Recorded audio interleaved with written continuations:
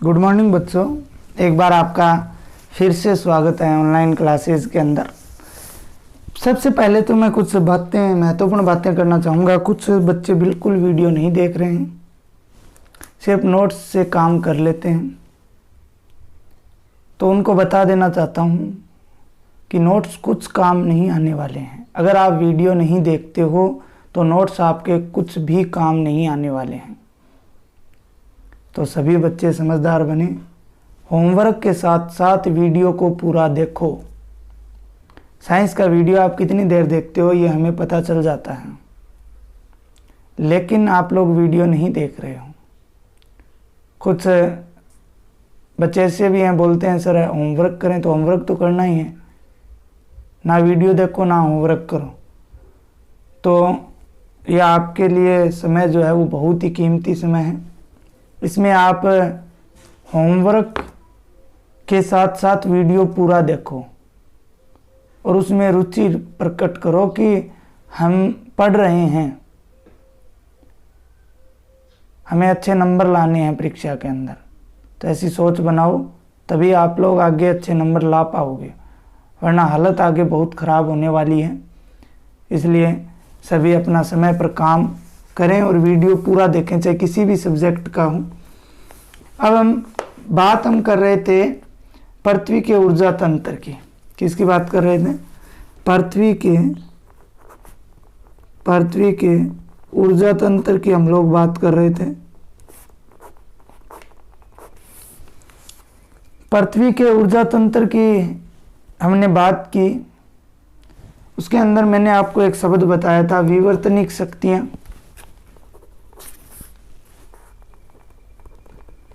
विवर्तनिक शक्तियां। एक बात और बता देता हूं आपको, मैं रोजाना 150 बच्चों को अपना वीडियो भेजता हूं और 15 बच्चे वीडियो नहीं देख पाते हैं पूरा, वो भी 10 मिनट।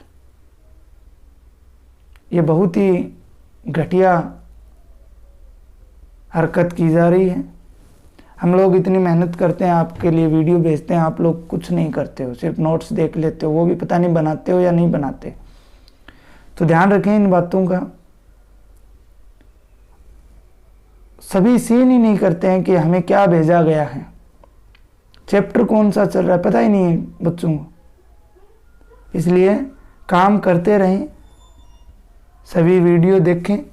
आज हम विवर्तनिक शक्तियों की बात करते हैं। विवर्तनिक शक्तियां जो हैं, विवर्तनिक शक्तियां मैंने आपको बताया था, पृथ्वी की सतह को बदलने वाली, पृथ्वी की सतह को बदलने वाली शक्तियां क्या कहलाती हैं? विवर्तनिक शक्तियां। आपने कहीं पहाड़, कहीं घाटियां, कहीं समतल, कहीं रेगिस्तान ये देखे हैं और दिमाग में भी आया होगा ऐसा क्यों है। तो वो इन विवर्तनिक शक्तियों के कारण होता है। वो पृथ्वी की सतह को बदल देती हैं, उसके लिए वो लगातार कार्य करती रहती हैं। ये 2 प्रकार की होती हैं। कितने प्रकार की होती हैं? 2 प्रकार की होती हैं। ध्यान से समझना, ये टॉपिक आपके लिए इंपॉर्टेंट है। एक तो होती हैं आंतरिक विवर्तनिक शक्ति, आंतरिक विवर्तनिक शक्तियां, और दूसरी होती हैं बाह्य विवर्तनिक शक्तियां। ठीक है, एक तो इंटरनल मोल्डिंग फोर्सेस और दूसरी जो है एक्सटर्नल मोल्डिंग फोर्सेस। तो हम आंतरिक विवर्तनिक शक्ति की बात सबसे पहले करेंगे, उसके बाद में हम बाह्य विवर्तनिक शक्ति की बात करेंगे। आज इस वीडियो में हम आंतरिक विवर्तनिक शक्तियों की बात करने वाले हैं। देखिए होती क्या है आंतरिक विवर्तनिक? आंतरिक का मतलब अंदर। ये शक्तियां जो हैं, सीधी सी बात है, वे विवर्तनिक शक्तियां जो पृथ्वी के अंदर रहकर कार्य करती हैं, पृथ्वी के अंदर रहकर कार्य करती हैं। पृथ्वी के क्या है? अंदर रहकर कार्य करती हैं, उन्हें क्या बोला जाता है? आंतरिक विवर्तनिक शक्तियां बोला जाता है। बाहर से ये बिल्कुल भी दिखाई नहीं देती हैं। बाहर से क्या है? बाहर से दिखाई नहीं देती हैं, बाहर से ये दिखाई जो है वो नहीं देती हैं। इनकी उत्पत्ति जो है वो पृथ्वी की सतह नीचे गहराई में उपस्थित जो ताप से चट्टानों के फैलने व सिकुड़ने से होती है। ये भूमि की सतह कुछ भाग ऊपर उठ जाता है, इनके कार्य करने से जो भूमि की सतह है उसका कुछ भाग जो क्या है ऊपर उठ जाता है, वह कुछ है वो नीचे दब जाता है। इससे सतह पर महाद्वीप, इससे क्या होगा आंतरिक विवर्तनिक शक्तियों से सतह पर महाद्वीप, ध्यान से सुनना, महाद्वीप, द्वीप, पठार मैदान, समुंदर आदि का निर्माण हो जाता है। जो सतह है उसके ऊपर नीचे होने से, कुछ भाग ऊपर उठ जाने से, कुछ भाग जो है नीचे दब जाने से ये जो है महाद्वीप, द्वीप, पठार मैदान, समुंदर आदि का निर्माण जो है वो हो जाता है। जब आपको बता देता हूं कि समुद्र में बनने वाली जो अवसादी चट्टानें हैं वो उठकर महाद्वीपों के भीतरी भागों में पहुंच जाती हैं। ठीक है, अब एक इसकी महत्वपूर्ण बात यह भी है कि जब आंतरिक विवर्तनिक शक्तियां जो हैं वो क्षितिज दिशा में चलती हैं, कौन सी दिशा में, क्षितिज दिशा में कार्य करती हैं, तो तरंगे उत्पन्न होती हैं। क्या उत्पन्न होती हैं, तरंगे उत्पन्न होती हैं। जब विवर्तनिक शक्तियां क्षितिज दिशा में कार्य करती हैं तो तरंगे उत्पन्न होती हैं, और इन तरंगों के कारण भूपृष्ठ की चट्टानों, जो चट्टान है वो उथल फुथल हो जाती हैं। क्या हो जाती हैं, उथल फुथल हो जाती हैं। ये चट्टानें क्या हो जाती हैं, उथल फुथल हो जाती हैं। इसके साथ ही धरातल पर वलन, बरसन, चटकन पैदा हो जाते हैं, जिससे जो है घाटी, पर्वत ये बन जाते हैं। तो सीधा सा मतलब कहने का यही है, आंतरिक विवर्तनिक शक्तियां पृथ्वी के अंदर रहकर कार्य करती हैं, ये बाहर से दिखाई नहीं देते हैं, जिसके कारण महाद्वीप, द्वीप, पठार मैदान, समुद्र आदि जो है वो निर्मित होते हैं। ये सतह को ऊपर नीचे कर देती हैं। इसके बाद में इसके उदाहरण, कुछ उदाहरण दे रखे हैं, जैसे ज्वालामुखी, नाम सुना है आप लोगों ने, ज्वालामुखी है। और बात करेंगे तो भूकंप है, और अगर हम बात करेंगे तो सुनामी है। ठीक है, ये कुछ उदाहरण हैं इस आंतरिक विवर्तनिक शक्तियों के।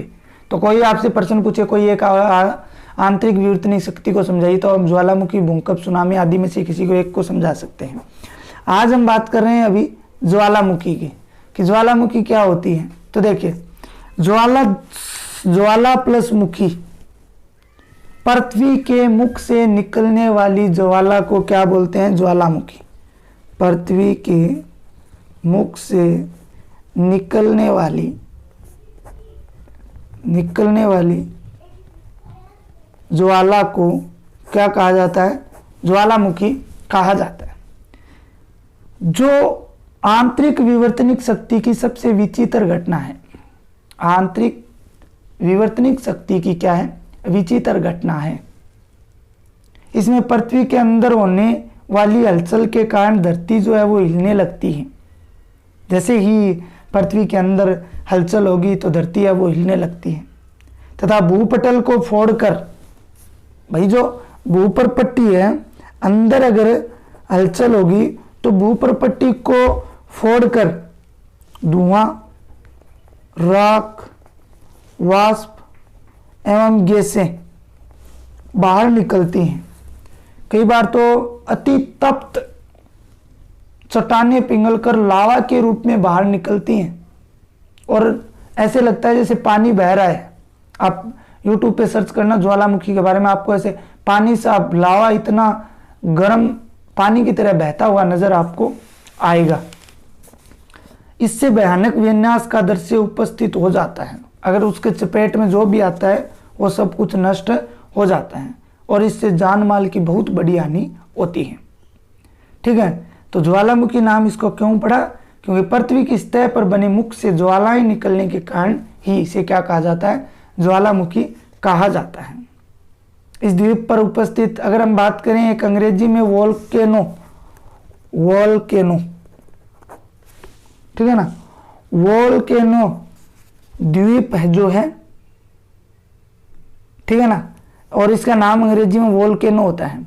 तो इस वोल्केनो द्वीप के नाम पर पड़ा। इस द्वीप पर उपस्थित पुराने ज्वालामुखी को रोमवासी पातालपुरी का मार्ग मानते थे, पातालपुरी का मार्ग मानते थे, ठीक है ना। वोल्केनो नाम इसका इसीलिए पड़ा, ये द्वीप पर जो है वहां पर इसकी जो है संख्या देखी गई।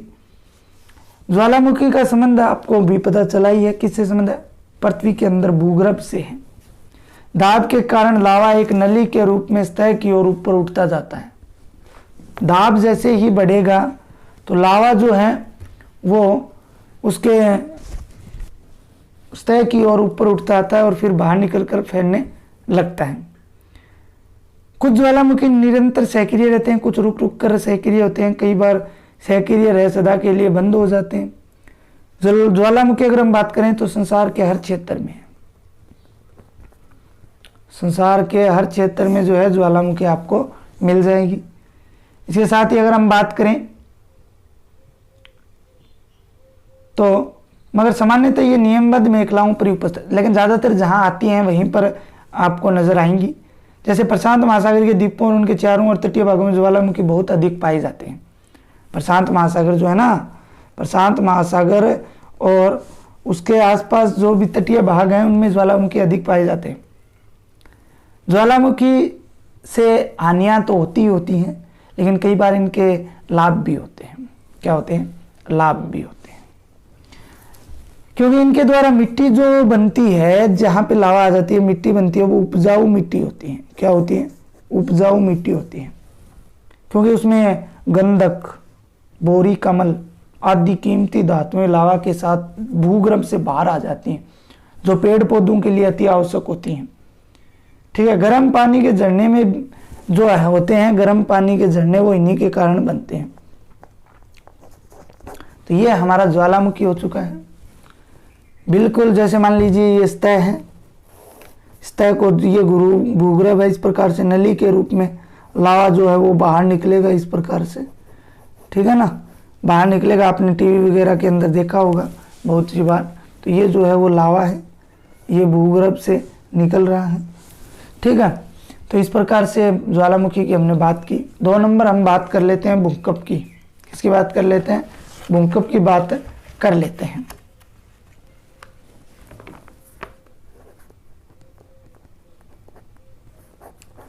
भूकंप अर्थक्वेक इसको बोला जाता है। भूकंप की बात करते हैं तो सभी ने नाम सुना हुआ है। यह भी एक आंतरिक विवर्तनिक शक्ति का उदाहरण ही है। भूकंप शब्द का अर्थ होता है भू सतह के कंपन से। भू प्लस कंपन, 2 शब्दों से बना है, भू प्लस कंपन, ठीक है ना। सतह में, भूमि की सतह में क्या होना? कंपन होना ही भूकंप कहलाता है। क्या कहलाता है? भूकंप कहलाता है। भूकंप कंपन होने के कारण भूगर्भ में होने वाली हलचल होती है। कंपन होती है तो भूगर्भ में अंदर हलचल होती है, जिससे जमीन है वो हिलने लगती है। जहाँ की हलचल से कंपन प्रारंभ होते हैं उसे कंप तंत्र कहते हैं। जहाँ से कंपन प्रारंभ होते हैं उसे एपी सेंटर या कंप तंत्र कहा जाता है। एपी सेंटर भी बोलते हैं।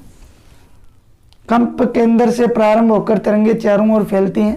जैसे मान लीजिए पृथ्वी, ये मान लीजिए पृथ्वी का भूगर्भ है, यहाँ से होंगी तो ये चारों ओर फैलने लगती हैं, चारों ओर सतह की ओर आएंगी, तब ये सतह जो है वो हिलने लगती हैं।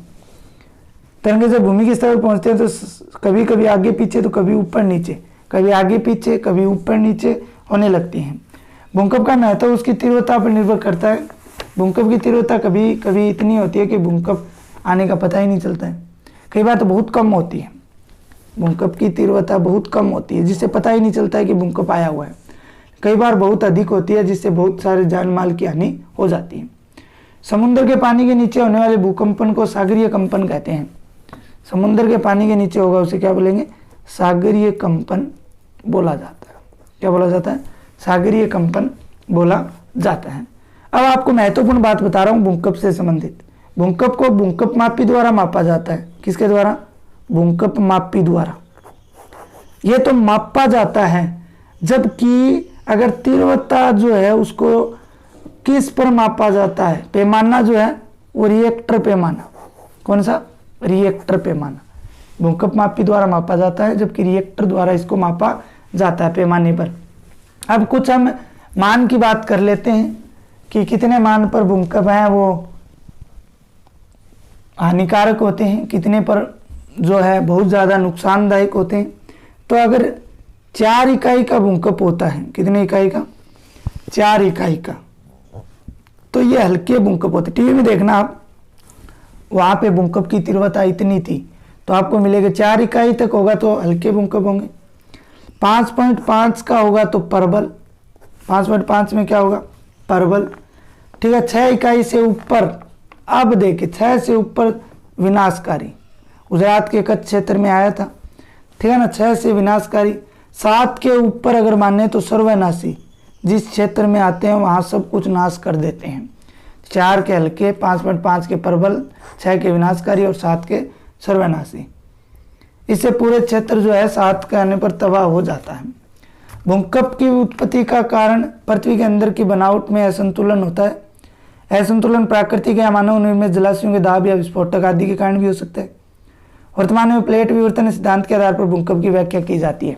भूकंप की व्याख्या, प्रश्न आ सकता है ये, वर्तमान में भूकंप की व्याख्या किस सिद्धांत के अनुसार की जाती है? तो प्लेट विवर्तन सिद्धांत के अनुसार की जाती है। प्लेट विवर्तन सिद्धांत के अनुसार की जाती है। इसमें पृथ्वी की सतह जो है वो 29 होती हैं विवर्तनिक प्लेटें, उनमें से 6 प्रमुख होती हैं। ठीक है ना, प्लेट धीरे धीरे गति करती रहती हैं। समस्त विवर्तनिक घटनाएं इन प्लेटों के कारण ही होती हैं, इन किनारों पर होती हैं। प्लेटों के किनारे रचनात्मक, विनाशी व संरक्षित 3 प्रकार के होते हैं। प्लेट विवर्तनिक प्लेट है, उनके किनारे कितने प्रकार के होते हैं? 3 प्रकार के होते हैं। रचनात्मक, निर्माण करने वाले, दूसरा विनाशी, विनाश करने वाले, तीसरा संरक्षित, संरक्षण करने वाले। 3 प्रकार के होते हैं।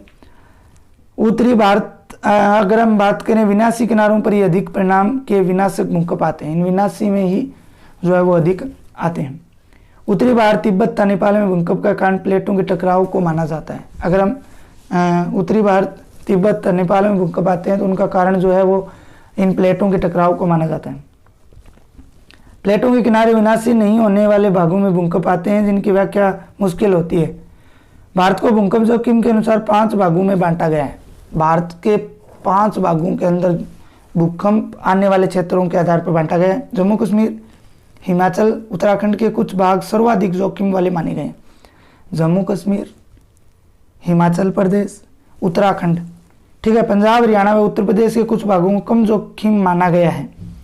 ठीक है ना, और कोलकाता न्यूनतम जोखिम का क्षेत्र होने पर भी, पहले कोलकाता को न्यूनतम क्षेत्र का माना जाता था, लेकिन 1737 में वहाँ भूकंप आया था, जिससे 3 लाख के लगभग लोग मारे गए थे। कितने लोग मारे गए थे?